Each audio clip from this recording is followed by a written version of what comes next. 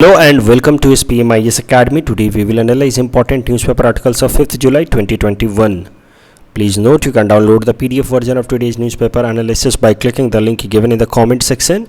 You can also download June 2021 magazine from our website spmisacademy.com.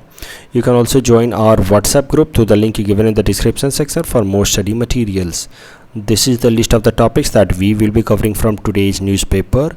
And the first article is taken from editorial segment. It is about corruption in defense procurement, and this topic is important from our syllabus paper 3 governance point of view. So let us first of all understand that India is mainly dependent on import for meeting our defense requirements.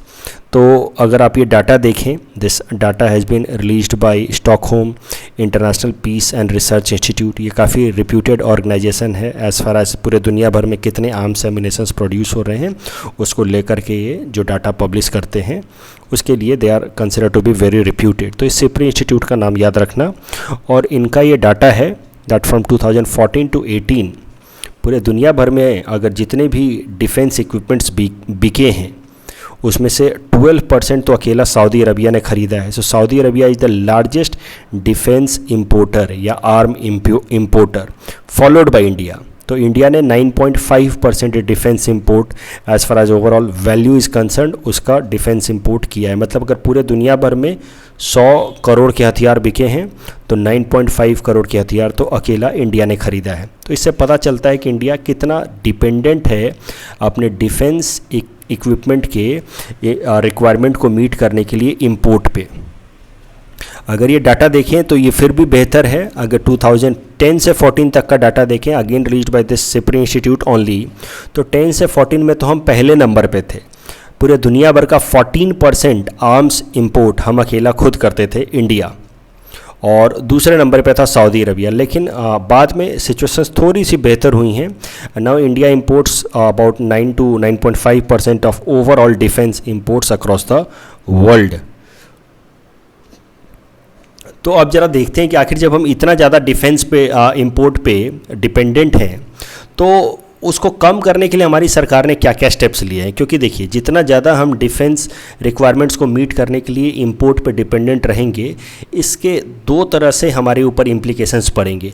Economic implication, बहुत ज़्यादा हमें forex reserve हमारा defence requirement को meet करने के लिए खर्च होगा, तो that will lead to current account deficit that India is already facing because of defense imports. Overall current account में हम आज हाल फिलहाल में सरप्लस में हैं, लेकिन डिफेंस इंपोर्ट पे बहुत ज़्यादा फॉरेक्स रिजर्व हमारा खर्च होता है. दूसरा इसका सिक्योरिटी इम्प्लीकेशन होगा. अगर हम बहुत सारी जो अपने डिफेंस रिक्वायरमेंट्स हैं वो बाहर से ख़रीदेंगे तो कहीं ना कहीं जिन देशों से हम इनको ख़रीद रहे हैं उन पे हम डिपेंडेंट हैं इनके मेंटेनेंस के लिए, रिपेयर के लिए. फॉर एग्जांपल अगर रफ़ाल हमने ख़रीदा है फ्रांस से, डसॉल्ट एविएशन से, तो रफ़ाल को आगे मेंटेन करना, उसका जो भी टाइम टू टाइम जो उसमें रिकरिंग एक्सपेंडिचर्स होते हैं वो सब कुछ के लिए हम लोग फ्रांस पे डिपेंडेंट होंगे. उसके फ्यूचर सर्विसेज के लिए हम फ्रांस पे डिपेंडेंट होंगे. फ्यूचर में अगर कभी फ्रांस के साथ हमारे थोड़े भी डिस्प्यूट होते हैं तो उस केस में इन सर्विसेज पे इम्पैक्ट पड़ेगा, हम इनको सर्विस या मेंटेनेंस पे इम्पैक्ट पड़ेगा. So that way when you are over dependent on foreign imports to meet your defense requirements, somehow you compromise on your security needs of future, जो India कर रहा है. तो नेचुरली सी बात है कि हम अपने डिफेंस इंपोर्ट जिस पे हम ज़्यादातर फॉरेन कंट्रीज़ पे डिपेंडेंट हैं डिफेंस रिक्वायरमेंट्स को मीट करने के लिए, उसको हम कम करने की कोशिश करेंगे. And we must be trying to indigenise the defence production. ज़्यादा से ज़्यादा हमारे देश में डिफेंस प्रोडक्शन उसकी हम कोशिश कर रहे हैं. तो देखते हैं कि हाल फिलहाल में कौन कौन से अटेम्प्ट्स लिए गए हैं भारत सरकार द्वारा in order to increase defence manufacturing in domestic sector itself. देश में ज़्यादा से ज़्यादा डिफेंस मैन्युफैक्चरिंग हो, इसके लिए क्या क्या स्टेप्स लिए गए हैं. तो जो आखिरी प्लानिंग कमीशन था 12th planning commission, 12th 5-year plan में ही बोल दिया गया था कि हमें अब डिफेंस मैन्युफैक्चरिंग को डोमेस्टिक सेक्टर में स्ट्रॉन्ग करने की ज़रूरत है. इनफैक्ट प्लानिंग कमीशन ने तो डिफेंस मैन्युफैक्चरिंग को one of the focus area की तरह इंक्लूड किया था फॉर 12th 5-year प्लान. और उसमें उन्होंने ये भी रिकमेंड किया था कि India needs to increase private sector participation in defence production and manufacturing. तो 12th प्लानिंग कमीशन ने ही फोकस एरिया सेट कर दिया था कि हमें डिफेंस इंपोर्ट को कम करना होगा और डिफेंस प्रोडक्शन को हमारे देश के अंदर बढ़ाना होगा, और डिफेंस प्रोडक्शन को बढ़ाने के लिए पूरी तरह से सरकारी कंपनियों पर डिपेंडेंट ना होकर के हमें प्राइवेट सेक्टर का पार्टिसिपेशन भी बढ़ाना चाहिए। उसके बाद नीति आयोग का भी मोर और लेस सिमिलर रिकमेंडेशन रहा है। उसके अलावा हमने 2014 में स्टार्ट किया make in India campaign. Make in India campaign तो देखिए जनरल कैंपेन था, launched by our prime minister Narendra Modi. It was focusing on entire manufacturing sector and the focus was to increase the contribution of manufacturing sector to our GDP from 16% to 25% by 2022। तो it was focusing on many manufacturing sectors, many manufacturing industries, लेकिन उसमें one of the focus area was on defence manufacturing as well. और भी सारे focus areas थे जैसे automobile, aviation, biotechnology, लेकिन make in India में भी one important and significant focus was put on defence, increasing defence manufacturing. और इसके लिए फिर फोकस किया गया कि जो हमारे यहाँ की डिफेंस मैन्युफैक्चरिंग कंपनियाँ हैं, ज़्यादातर तो वैसे पब्लिक सेक्टर इंटरप्राइजेज ही हैं, जैसे Bharat electronics limited, Hindustan electronics limited या इंडियन ऑर्डिनेंस फैक्ट्रीज, इन सब की प्रोडक्शन कैपेसिटी को स्ट्रेंथन किया गया है under make in India campaign. और भी स्टेप्स लिए गए हैं। मौजूदा सरकार ने कई सारे जो हम इंपोर्ट्स, बड़े बड़े डिफेंस इंपोर्ट्स विदेशों से करने वाले थे, उसको रोक दिया है या कैंसिल कर दिया है या कम कर दिया है, और उसके जगह पे हम कोशिश कर रहे हैं कि हम अपने देश में उस तरह का डिफेंस इक्विपमेंट्स बनाएं। For example Sukhoi 57 stealth 5th generation fighter aircraft जो हम रसिया से ख़रीदने वाले थे, उसको भारत सरकार ने कैंसिल कर दिया। अगर आप रफाल की बात करें तो रफाल जो इंडिया ने फ्रांस की डसॉल्ट एविएशन कंपनी से ख़रीदा है, पहले प्लान था हमारा कि 126 एयरक्राफ्ट हम सीधा फ्रांस से ख़रीदें, लेकिन अब हमने सिर्फ 36 एयरक्राफ्ट फ्रांस से ख़रीदा है। बाकी का जो 90 एयरक्राफ्ट है, बचा हुआ 126 minus 36, 90 aircraft will be built in India itself. So all such initiatives could be seen as a step in direction of increasing defense manufacturing in India and reduction of India's dependence on foreign import to meet our defense requirement. फिर हम 2016 में लेकर के आए defence procurement policy. Defence procurement policy क्या होती है वो भी समझ लीजिए। मिनिस्ट्री ऑफ डिफेंस रिलीज करती है टाइम टू टाइम, और इस डिफेंस प्रोक्योरमेंट पॉलिसी में साफ साफ लिखा रहता है कि किन किन चीज़ों का ध्यान देते हुए भारत सरकार या मिनिस्ट्री ऑफ डिफेंस अपने डिफेंस रिक्वायरमेंट्स को इंपोर्ट करेगी। तो एक बेसिक गाइडलाइन है कि मिनिस्ट्री ऑफ डिफेंस जब भी डिफेंस इक्विपमेंट्स को खरीद रही है तो उसमें किन किन चीज़ों का ध्यान रखेगी। तो ये defence procurement policy time to time upgrade किया जाता है, रिवाइज किया जाता है। डिफेंस प्रोक्योरमेंट पॉलिसी 2016 में लाई गई, जिसमें फोकस दिया गया, कहा गया साफ साफ कि जब भी अब इंडिया की डिफेंस रिक्वायरमेंट को मीट करने के लिए कोई इक्विपमेंट प्रोक्योर करना होगा, the first preference will be given to Indian equipments. पहले देखना होगा कि अगर मान लीजिए कि हमें फाइटर एयरक्राफ्ट चाहिए तो क्या हमारे देश की कंपनियां ये फाइटर एयरक्राफ्ट बना सकती हैं या नहीं, और अगर हमारी देश की कंपनियां बना सकती हैं तो हमें अपने इंडिजीनस या डोमेस्टिक मैन्युफैक्चरर को प्रायोरिटी देनी होगी वाइल डिफेंस प्रोक्योरमेंट। उसके अलावा डिफेंस प्रोक्योरमेंट पॉलिसी में ऑफसेट पॉलिसी लाई गई।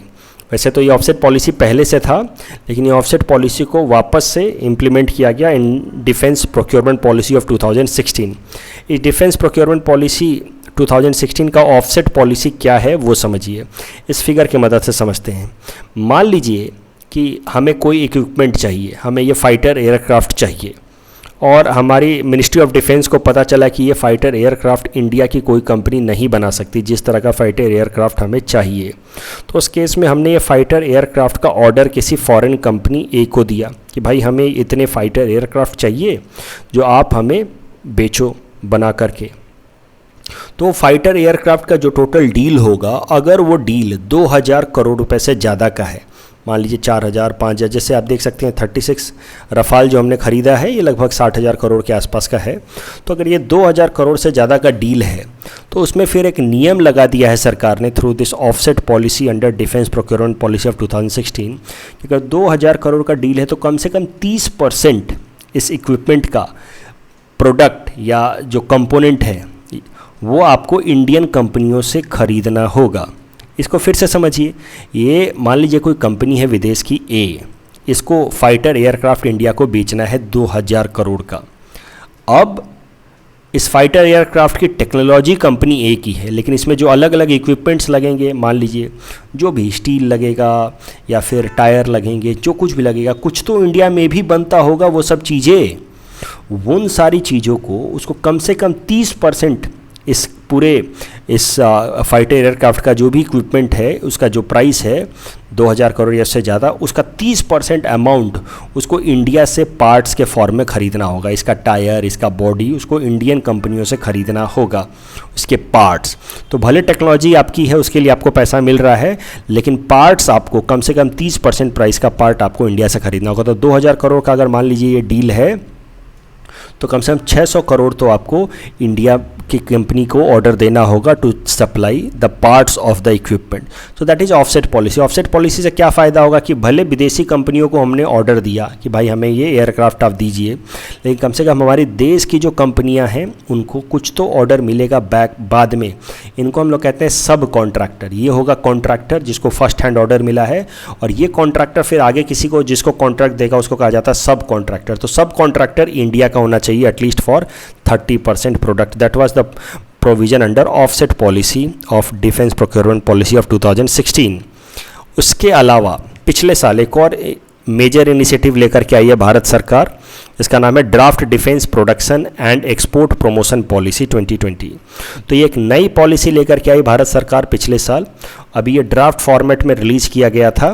ड्राफ्ट फॉर्मेट मतलब इट्स अ प्रपोजल, और इस पर फिर अलग अलग सेक्टर से अलग अलग एक्सपर्ट्स का ओपिनियन मांगा गया था, और अब इसको इम्प्लीमेंट किया जाएगा। So this policy is being implemented as part of Atmanirbhar Bharat अभियान।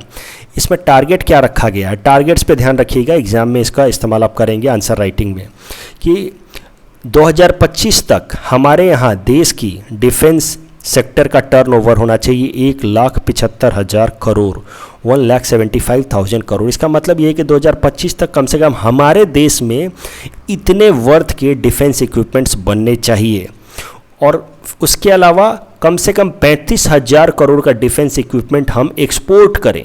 तो rather than depending completely on import we should start exporting also to some extent. 1,75,000 crore का हम कम से कम डिफेंस इक्विपमेंट अपने देश में बनाएं, और कम से कम 35,000 करोड़ का एरोस्पेस या डिफेंस गुड्स को हम एक्सपोर्ट करें।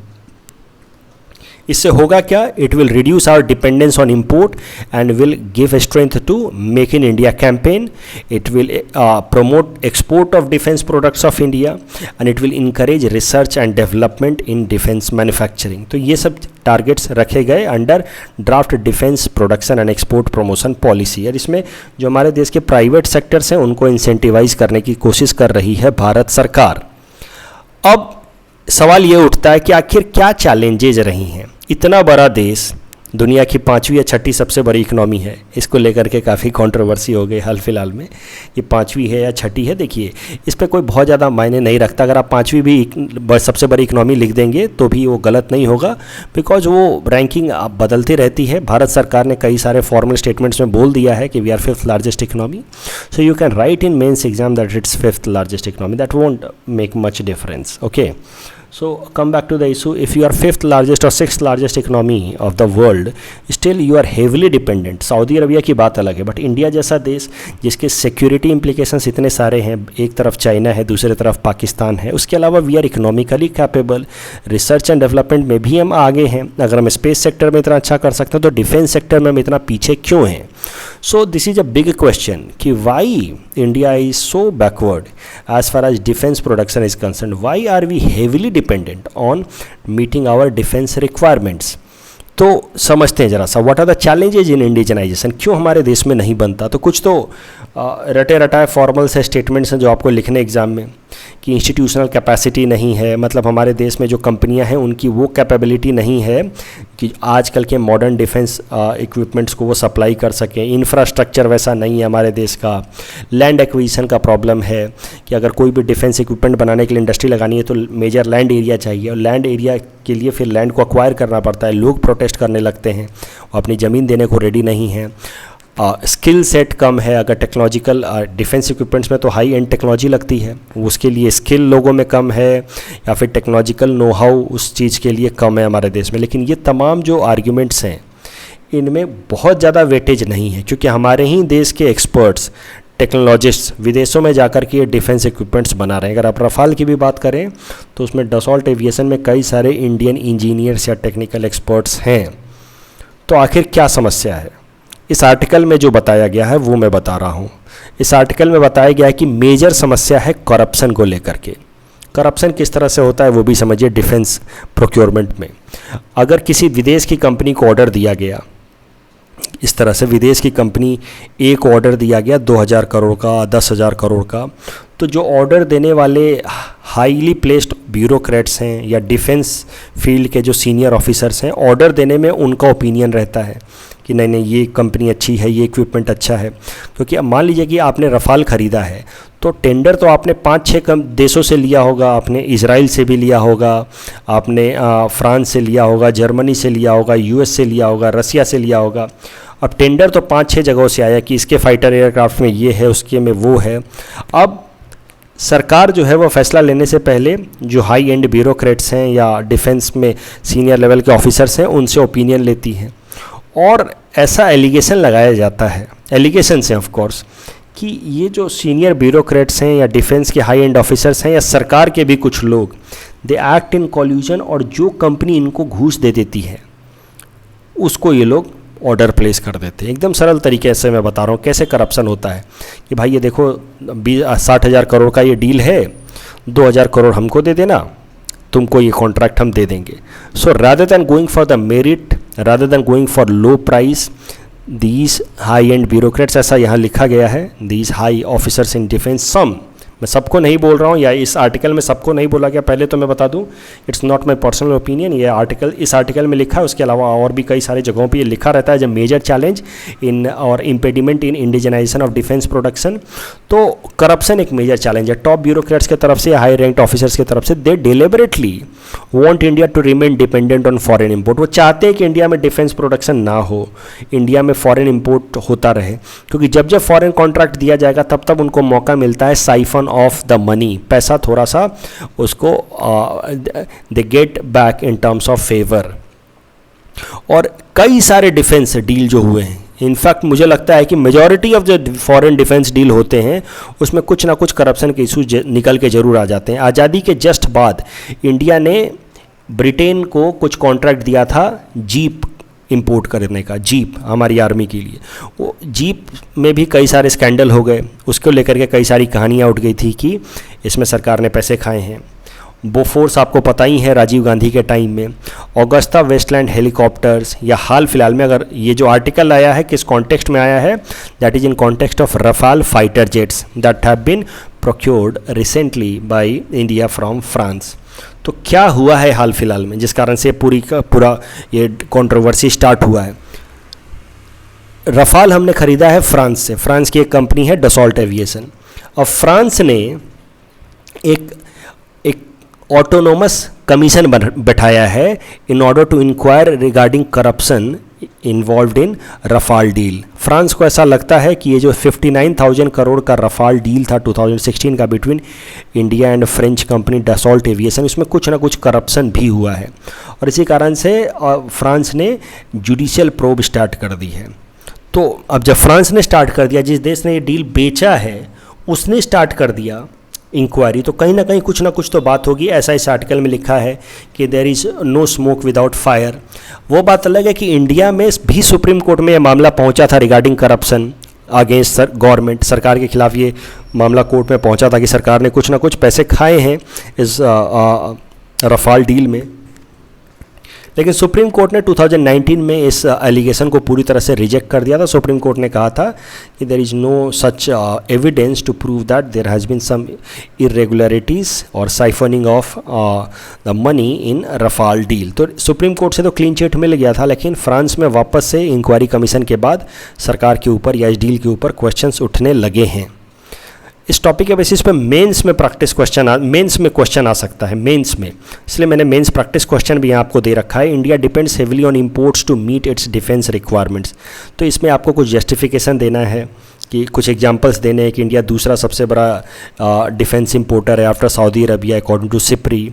उसके बाद discuss its security and economic impact implications, ये मैं डिस्कस कर चुका हूँ आपके साथ कि क्या सिक्योरिटी इम्प्लीकेशंस होंगे, क्या इकोनॉमिक इम्प्लीकेशंस होंगे। फिर सवाल ये कहता है also highlight recent steps taken to reduce India's dependence on import of defence. इसको लेकर के डिटेल में मैंने 5-6 स्ट्रैटेजी डिस्कस कर ली है। Defence procurement policy, make in India या newly release defence draft policy regarding export, वो सब डाटा वगैरह भी लिख देना। 1,75,000 करोड़, 35,000 का तो कम से कम एक्सपोर्ट करेंगे, ये सब डाटा लिख देना।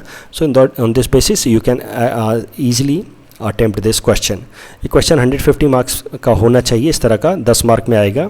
इसको 10 मिनट के अंदर लिखने की कोशिश करना। 150 वर्ड्स में लिखना है, I am so sorry, 10 marks का होगा और 10 मिनट में इसको लिखने की कोशिश करना। तो टाइम बाउंड फैशन में प्रैक्टिस कीजिए, तभी जाकर के एग्जाम में आप पेपर कंप्लीट कर पाएंगे। The next article is taken from international segment, it is about Bagram air base and this topic is important from our syllabus, not mains point of view, लेकिन बगराम एयर बेस से मुझे लगता है PT में सवाल पूछा जा सकता है मैपिंग सेगमेंट से। आपको पता है मैपिंग से सवाल वो पूछ लेते हैं यूपीएससी में, खासकर अब एपीएससी में अभी आएगा।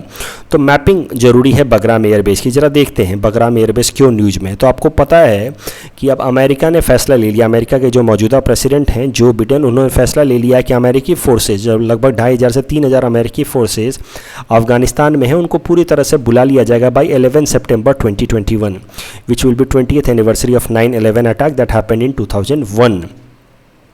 और अब धीरे धीरे ये जो विड्रॉल का प्रोसेस है ये स्टार्ट हो गया है। उसी से रिलेटेड ये करंट न्यूज है। करंट न्यूज ये है कि अमेरिका और नाटो के फोर्सेस अब उन्होंने बगराम एयरबेस को पूरी तरह से खाली कर दिया है। ये है Bagram airbase. Bagram is a place near Kabul and Bagram airbase को अब खाली कर दिया है अमेरिका और नाटो फोर्सेस ने। बगराम एयरबेस उनका मेन लोकेशन हुआ करता था फॉर लास्ट 20 ईयर्स। 20 सालों से लड़ाई चल रही है अफगानिस्तान के अंदर तालिबान और यूएस फोर्सेस के बीच में, यूएस और नाटो फोर्सेस एक तरफ, दूसरे तरफ तालिबान। तो बगराम एयरबेस उनका सेंटर हुआ करता था। तो अब बगराम एयरबेस उन्होंने खाली कर दिया, मतलब मोर और लेस अब ये खाली करने का और पुल आउट का प्रोसेस लगभग कंप्लीसन पे है। तो जुलाई आ ही चुका है, अगस्त और सितंबर 2 महीने में पूरी तरह से खाली कर देंगे अफगानिस्तान को। बगराम एयरबेस से रिलेटेड पीटी में मैपिंग सेगमेंट पे सवाल आपसे पूछा जा सकता है कि ये कौन से देश में है। सो अभी तो आपको ये सवाल देख करके काफ़ी सरल लगेगा, बट फिर भी attempt this question and you can submit the answer in the comment section. The next article is taken from environment segment. It is about Arctic's last ice and this topic is important from our syllabus paper 4 environment point of view. So क्या है ये news, सबसे पहले ये समझते हैं। देखिए, Arctic region में एक पर्टिकुलर एरिया है ग्रीनलैंड से प्रॉक्सिमिटी में, ग्रीनलैंड से एडजेसेंट। ये एरिया हमेशा ही आइस फॉर्म में रहता था बिकॉज ऑफ लो टेम्परेचर। इसको बोला जाता था आर्कटिक्स परमानेंट आइस। ये हमेशा ही आइस फॉर्म में रहता था। माना जाता था कि ये आर्कटिक का सबसे मजबूत आइस वाला एरिया है और ये जल्दी तो ख़त्म नहीं होगा। It will stay for very long number of years और very long period as an ice. लेकिन अब दिक्कत, और इसी कारण से इसको बोला जाता था आर्कटिक्स लास्ट आइस एरिया, जी ये वाला एरिया जो ग्रीनलैंड से एडजेसेंट में है, क्योंकि ये आइस काफ़ी थिक सीट थी आइस की और ये जल्दी मेल्ट होने वाली नहीं थी, ऐसा साइंटिस्ट्स को या इन्वायरमेंटलिस्ट्स को लगता था। लेकिन अब करेंट न्यूज ये है कि अब ये भी मेल्ट करना शुरू कर दिया है। It has also shown sign of weakness and crumbling from different parts. इससे क्या पता चलता है, व्हाट डज दिस इंडिकेट, कि आर्कटिक का जो लास्ट आइस एरिया है वो भी मेल्ट कर रहा है। इससे ये पता चलता है कि ग्लोबल वार्मिंग काफ़ी फास्ट पेस से हो रहा है। जितना हम एक्सपेक्ट कर रहे हैं उससे फास्टर पेस से ग्लोबल वार्मिंग हो रही है। इसी कारण से जो last ice of Arctic, last ice area of the Arctic that was considered to be very strong enough to withstand global warming, अब वो भी मेल्ट होने लगा है। अब इससे क्या इम्पैक्ट पड़ेगा आर्कटिक एरिया के बायोडाइवर्सिटी पे, वो भी ज़रा समझते हैं। वैसे आर्कटिक एरिया की बायोडाइवर्सिटी बहुत ज़्यादा रिच है नहीं, वहाँ पे कुछ ही स्पीसीज़ मिलते हैं जैसे पोलर बियर या सील्स या वेलेरूसेस जिसको आप दरियाई घोड़ा बोलते हैं। लेकिन ये सब धीरे धीरे ख़त्म होने लगेंगे, इनकी पॉपुलेशन भी धीरे धीरे ख़त्म होने लगेगी। For example polar bear seals को खा करके ज़िंदा रहता है इन आर्कटिक रीजन में। लेकिन जब ये सील्स सील्स कैसे ज़िंदा रहते हैं, ये इस आइस के अंदर अपना ये होल बना करके उसमें रहते हैं और इसी होल से इनको पकड़ पकड़ के पोलर बियर खाता रहता है। लेकिन अगर आइस ही नहीं बचेगा तो सील्स नहीं बचेंगे, सील्स नहीं बचेंगे तो पोलर बियर नहीं बचेगा। उसके अलावा इस एरिया में बहुत सारे वेलरूसेस भी रहते हैं जिनको हम लोग दरियाई घोड़ा कहते हैं। इनको आपने देख रखा होगा, चिड़ियाघर वगैरह में भी देख रखा होगा। They mostly are found in Arctic and sub Arctic region, लेकिन ये बाकी सारे एरियाज़ में भी रह सकते हैं, इसीलिए आपने इनको जू वगैरह में भी देख रखा होगा दीज वालरूसेस। बट ये पोलर बियर या सील तो बाकी सब जगहों पे नहीं रह पाएंगे। अब ये जो वालरूसेस हैं mostly they are found in the Arctic region. तो नेचुरली जब आर्कटिक रीजन का आइस पूरी तरह से मेल्ट हो रहा है बिकॉज ऑफ ग्लोबल वार्मिंग, तो these walruses population will also get extinct. ये वालरूसेस क्या खाते हैं इनके बारे में भी समझ लो। ये छोटे छोटे कीड़ों को खाते हैं, मतलब इन्वर्टेब्रेट्स को खाते हैं, जैसे वर्म या फिर गैस्ट्रोपोड्स इनको खाते हैं। उसके अलावा they also eat small fishes. The next article is taken from economy segment. It is about flex fuel vehicle and this topic is important from our syllabus paper 4 Indian economy point of view. Flex fuel vehicles के बारे में समझते हैं, ये हैं क्या। देखो, ये ऐसे vehicles हैं जो अलग अलग तरह के फ्यूल्स पे भी काम कर सकते हैं। जैसे अभी कैसे हमारा व्हीकल होता है, वो पेट्रोल पे चलता है या तो डीजल पे चलता है। लेकिन फ्लेक्स फ्यूल व्हीकल कैसा होगा, it is designed to run on more than one type of fuel, but it is different from bi fuel vehicles. ध्यान रखना, बाई फ्यूल व्हीकल्स अलग हैं, फ्लेक्स फ्यूल व्हीकल्स अलग हैं। बाई फ्यूल व्हीकल्स कैसा होता है, पहले इसको ज़रा समझ लेते हैं। बाई फ्यूल व्हीकल्स में कैसा होता है कि उसमें दो अलग अलग फ्यूल टैंक्स होते हैं। जैसे आपने देख रखा होगा कि कुछ कुछ ऐसे गाड़ियाँ होती हैं जो पेट्रोल पे भी चलती हैं, गैसोलीन जिसको पेट्रोल भी कहते हैं, गैस पेट्रोल पे भी चलती हैं या सीएनजी पे भी चलती हैं। तो उनके अंदर सीएनजी का इस तरह से एक टैंक रहता है, अलग से सिलेंडर रहता है। उसके अलावा पेट्रोल पे भी वो चल सकते हैं। तो जब वो ड्राइवर चाहे तो अपनी कन्वीनियंस के हिसाब से उसको सीएनजी से पेट्रोल पे या पेट्रोल से सीएनजी पे स्विच कर सकता है। लेकिन ये होती हैं by fuel vehicles. By fuel vehicles में कैसा होता है कि दोनों टैंक अलग अलग होती हैं। पेट्रोल है मान लीजिए, तो पेट्रोल का टैंक अलग होगा और सीएनजी का टैंक अलग होगा। So bi fuel vehicles have separate fuel tanks. लेकिन जो फ्लेक्सी फ्यूल होगा, जैसे इस केस में देखिए फ्लेक्सी फ्यूल है, इसका टैंक बस एक ही होगा, ये टैंक बस एक ही है। इस टैंक की खासियत ये है कि इसमें आप पेट्रोल डालिए या फिर पेट्रोल के साथ थोड़ा एथेनॉल ब्लेंड करके डालिए, एथेनॉल ब्लेंडिंग करके डालिए, कुछ भी डालिएगा वो चला लेगा, वो मैनेज कर लेगा पूरी तरह से।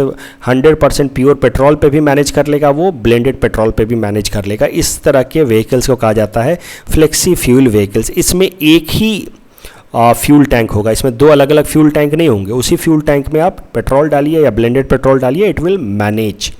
इससे फ़ायदा क्या होगा, एथेनॉल ब्लेंडिंग के टारगेट को मीट करने में आसानी होगी।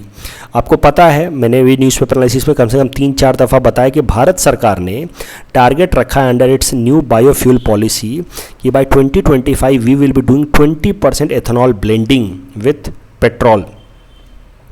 तो एथेनॉल ब्लेंडिंग से फ़ायदे क्या है वो भी मैं आपको करा चुका हूँ। इससे होगा क्या कि इन्वायरमेंट पॉल्यूशन कम होगा, पेट्रोल की रिक्वायरमेंट कम होगी। पेट्रोल की रिक्वायरमेंट कम होगी तो हमें इंपोर्ट कम करना होगा क्रूड ऑयल, तो हमारे करंट अकाउंट डेफिसिट पे इसको फ़ायदा मिलेगा।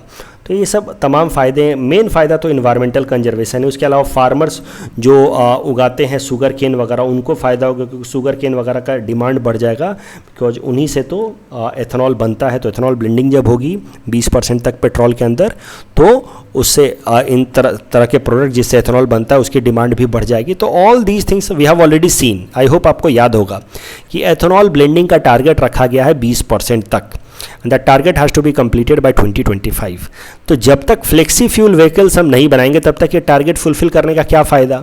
जब तक हमारे व्हीकल्स ऐसे ना हों कि वो हर तरह के पेट्रोल पे आराम से काम कर लें, चाहे वो प्योर पेट्रोल हो या ब्लेंडेड पेट्रोल हो, तब तो उस पर काम कर लें, तब तक क्या फ़ायदा एथेनॉल ब्लेंडिंग का। तो यही कारण है कि फ्लेक्सी फ्यूल व्हीकल्स का प्रोडक्शन बढ़ाने पे फोकस कर रही है भारत सरकार, और उससे रिलेटेड ये आर्टिकल आया है। ऑयल सेक्रेटरी का ये इंटरव्यू है जिसके बेसिस पे आर्टिकल आया, जिसमें ऑयल सेक्रेटरी कह रहे हैं कि अब आने वाले टाइम में हो सकता है 1 या 2 महीने में भारत सरकार हर एक ऑटोमोबाइल मैन्युफैक्चरिंग कंपनियों के लिए ये मैंडेटरी कर दे। हो सकता है, ऐसा इन्होंने कहा है, अभी ये हुआ नहीं है। तो हो सकता है कि ऐसा वो मैंडेटरी कर दें कि अब सबको आगे से बस फ्लेक्सी फ्यूल व्हीकल्स ही बनाने हैं। और उसके अलावा भारत सरकार ये भी प्लान कर रही है कि फ्लेक्सी फ्यूल व्हीकल्स के यूज को प्रमोट करने के लिए थोड़ा सा इंसेंटिव भी दिया जाए। हो सकता है कि टैक्स में कटौती दे दे या फिर ओवरऑल रजिस्ट्रेशन फ़ीस को कम कर दे। तो इस तरह से फ्लेक्सी फ्यूल के व्हीकल्स को प्रमोट कराने के लिए भारत सरकार स्टेप्स लेने वाली है आने वाले टाइम में। अभी तक ये स्टेप्स लिए नहीं गए हैं, फिर भी मैंने आर्टिकल इसलिए कवर किया है ताकि मैं आपको फ्लेक्सी फ्यूल और बाई फ्यूल कार्स के बीच का अंतर बता सकूँ।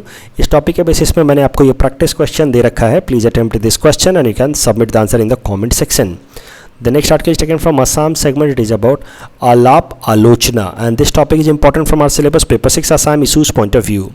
क्या है करंट न्यूज वो समझते हैं। हमारे चीफ मिनिस्टर, असम स्टेट के चीफ मिनिस्टर हिमंतो बिस्वा शर्मा साहब ने लगभग माइनॉरिटी मुस्लिम कम्युनिटी के 150 स्कॉलर्स से बातचीत की। कल एक कॉन्फ्रेंस रखा जिसमें माइनॉरिटी कम्युनिटी जो हमारे स्टेट में जैसे मुस्लिम कम्युनिटी माइनॉरिटीज़ में आती हैं उनसे उनके 150 स्कॉलर्स को इनवाइट किया, उनसे बातचीत की, एक कॉन्फ्रेंस रखा और इस कॉन्फ्रेंस का नाम रखा, इस इंटरैक्टिव सेशन का नाम रखा गया आलाप आलोचना। यहाँ देख सकते हैं इस कॉन्फ्रेंस के कुछ इमेजेज भी आपके साथ शेयर किए गए हैं। हिमंता शर्मा साहब का जो ऑफिशियल ट्विटर हैंडल है वहाँ से ये ट्वीट भी आया कि विड्रॉ इमेंस स्ट्रेंथ फ्रॉम और honourable prime minister Shri Narendra Modi's vision of सबका साथ सबका विकास, और उसी को ध्यान में रखते हुए दिस इंटरैक्टिव सेशन नेम्ड आलाप आलोचना empowering the religious minorities was held today. इसमें क्या फैसले लिए गए वो भी समझिए। इस आलाप आलोचना का मेन फोकस था कि पॉपुलेशन कंट्रोल स्ट्रैटेजी को कैसे इम्प्लीमेंट किया जाए amongst the minority community in Assam. तो इसको लेकर के जो फैसले लिए गए हैं वो भी समझा जाए। 8 छोटे छोटे ग्रुप्स बनाए गए हैं, सब ग्रुप्स बनाए गए हैं। To achieve the population control strategy 8 sub groups have been created. Sub groups का अलग अलग काम दिया गया, जैसे किसी एक ग्रुप को काम दिया गया हेल्थ पे फोकस करना, किसी को education, population stabilisation, cultural identity, इस तरह से अलग अलग सब ग्रुप को अलग अलग काम दिया गया है। Skill development, women empowerment. हर एक सब ग्रुप का जो चेयरमैन होगा वो माइनॉरिटी कम्युनिटी का ही एक मेंबर होगा, मुस्लिम कम्युनिटी का एक मेंबर होगा, लेकिन हर सब ग्रुप का एक मेंबर सेक्रेटरी सरकार अपॉइंट करेगी। तो 2 मेन लोग होंगे जो सब ग्रुप को रन करेंगे, एक माइनॉरिटी कम्युनिटी का चेयरमैन और एक आदमी सरकार का रिप्रेजेंटेटिव। और इन तमाम जो सब ग्रुप्स हैं इनको अलग अलग फील्ड्स में किस तरह से डेवलपमेंट लाना है इसके लिए रिपोर्ट तैयार करनी होगी और आने वाले 3 महीने के अंदर ये रिपोर्ट सरकार के साथ शेयर करनी होगी। सो फिर से आप ट्वीट देख सकते हैं। To ensure constructive intervention follows this 8 sub groups with representatives of indigenous Muslims will be form to deliberate on the issues for the community like health, education, skill development etc. तो इस topic के basis पे हमने आपको एक practice question दे रखा है। ये क्वेश्चन APSC PT में आएगा, UPSC में आने के चांसेस नहीं हैं। तो APSC एस्पिरेंट्स को ये सवाल ज़रूर सॉल्व करना चाहिए और याद भी रखना चाहिए PT में और मेंस एग्जाम के लिए। The next article is again taken from Assam segment. It is about Sneh Bandhan and this topic is important from our syllabus paper 6 Assam issues point of view. क्या है स्नेह बंधन ये समझते हैं। एक मूवमेंट चलाया है असमीज डायस्पोरा ने। तो असम के रहने वाले जो लोग जो विदेशों में रह रहे हैं, जिन्होंने साइंस एंड टेक्नोलॉजी के फील्ड में काफ़ी ज़्यादा नॉलेज हासिल कर रखा है, अलग अलग अच्छे जगहों पे डॉक्टर्स, इंजीनियर्स की तरह काम कर रहे हैं, उन्होंने मूवमेंट चलाया है। उसका नाम रखा गया है स्नेह बंधन। स्नेह बंधन में क्या किया जाएगा कि असमीज जो भी टेक्नोक्रेट्स हैं जो विदेशों में अलग अलग जगहों पे रह रहे हैं वो सब लोग अपना अपना नॉलेज, अपना अपना information regarding science and technology वो शेयर करेंगे। एक पूल या रिजर्व बनाया जाएगा डिफरेंट साइंस एंड टेक्नोलॉजी के फील्ड का knowledge from the Assamese people living abroad and working in different sectors of science and technology. इस नॉलेज की मदद से जो आसाम के अंदर रहने वाले जो यूथ हैं, यहाँ पर रहने वाले जो यूथ हैं, उनको नॉलेज दिया जाएगा, इम्पार्ट किया जाएगा। साथ ही साथ उनको ये भी इससे पता चलेगा कि दुनिया के अलग अलग देशों में क्या क्या अपॉर्चुनिटीज़ हैं उनके लिए, किस तरह से वो इन अपॉर्चुनिटीज़ को ग्रैब कर सकते हैं। दुनिया में अलग अलग जगहों पे किस तरह के फॉरेन यूनिवर्सिटीज़ हैं, वहाँ पे एडमिशन का क्या क्राइटेरिया है, वहाँ पे स्कॉलरशिप मिलने का क्या क्राइटेरिया है, ये सब कुछ पे फोकस किया जाएगा अंडर स्नेह बंधन इनिशिएटिव या मूवमेंट। कैसे इस्तेमाल करें वो समझिए। देखिए GS पेपर 2 में तो आपको पता है कि एक टॉपिक है डायस्पोरा। तो डायस्पोरा पे अगर सवाल आ जाए, सिग्निफिकेंस ऑफ डायस्पोरा पे सवाल आ जाए, तो APSC में आप स्नेह बंधन इनिशिएटिव को जरूर मेंशन कर देना कि Assamese diaspora living abroad have started a Sneh Bandhan initiative in order to encourage Assamese youth to take different fields in science and technology or different opportunities available in science and technology abroad. तो इस तरीके से एक diaspora contribution आप लिख सकते हो. उसके अलावा पेपर 6 में भी इससे रिलेटेड सवाल, यानी कि जो आसाम स्पेसिफिक पेपर है उसमें भी इससे रिलेटेड सवाल पूछा जा सकता है. In our segment, most probable prelims topics for upcoming UPSC, today we'll cover topic number 391 to 395. Topic number 391 is about periodic labor force survey. It is done by National Statistical Office. Started in April 2017. Objective is to estimate key employment and unemployment indicators like work population ratio, labor force participation over a period of 3 months. Every 3 months in urban areas, जबकि in every 1 year in rural areas. तो rural areas में 1 साल पर इस पर report आती है, urban area में हर 3 महीने पे आती है. Please attempt this question based on topic number 391. Topic number 392 is about Bharat Bond Exchange Traded Fund. So it is a basket of bonds issued by central public sector enterprises or undertakings or any other government organizations bond. It will have fixed maturity of 3 and 10 years and will be traded on a stock exchange. It will invest in portfolios of bonds of a state-run company and other government entities. It will provide retail investors easy and low-cost access to bond market with a smaller amount as low as rupees 1000. Please attempt this question based on topic number 392. Topic number 393 is about 15th Finance Commission. The share of the states from the center's taxes recommended by 15th Finance Commission has been reduced from 42% to 41%.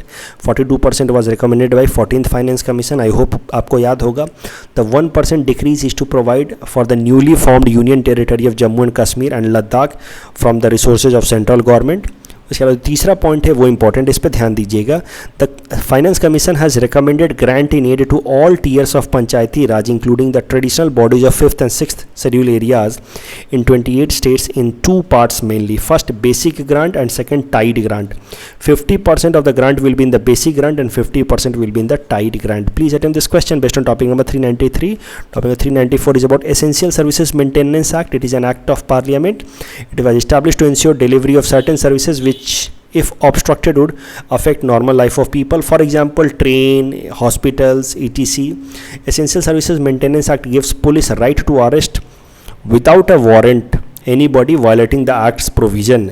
The employee cannot even refuse to work overtime if their work is considered necessary for maintenance of any essential services. तो ऐसा नहीं कह सकते कि मैं नहीं काम करूँगा, मेरा मन नहीं कर रहा, ओवर टाइम में नहीं करूँगा. अगर एसेंशियल सर्विसेज में आपका काम आता तो आपको करना ही होगा. You can not refuse. Please attempt this question based on topic number 394.